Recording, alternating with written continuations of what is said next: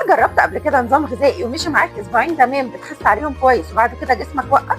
هل المشكله في النظام ولا المشكله ان انت لسه مش فاهم طبيعه جسمك؟ جسمك ليه انماط استجابه للاكل، في ناس اجسامهم حساسه للنشويات، ناس بتتاثر بقله النوم، ناس بتتاثر بالتوتر، ناس بتحتاج بروتين اعلى عشان تشبع، ناس الاكل الخفيف بيخليها تجوع بسرعه. الموضوع مش نوع جسم شكلي، الموضوع نمط استجابه داخلي. مش محتاج تحاليل معقده عشان تبتدي تفهم طبيعه جسمك، محتاج بس تبتدي بملاحظه بسيطه لمده 5 ايام. كل يوم اسال نفسك جعت بعد قد ايه من الاكل؟ هل طاقتي كانت مستقره ولا حسيت بخمول ولا حسيت بنعاس بعد الاكل؟ حسيت انك محتاج حاجه فيها سكريات بسرعه؟ الاجابات دي كلها هتخلينا نبتدي نرسم نمط جسمك.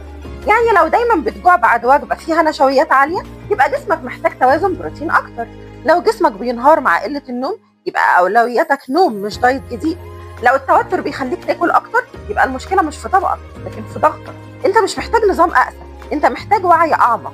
مش كل تقدم بيبتدي بحرمان، احيانا بيبتدي بفهم المشكله. الفهم قبل التغيير بيوفر عليك سنين من محاولات الغلط. تحدي حلقه النهارده بسيط جدا، من النهارده هنبتدي نسجل ولمده 5 ايام، مش سعرات ومش وزن، هنبتدي نسجل فهمنا لجسمنا ايه واحساسنا بيه ايه، وبعدها هتبتدي تكتب لي فهمت جسمك بشكل اعمق ولا لسه محتاج توجيه اكتر. بعد ما بدات تلاحظ يلا نعمل اول خطه تناسبك انت مش تناسب حد تاني، وده اللي هنعمله الحلقه الجايه.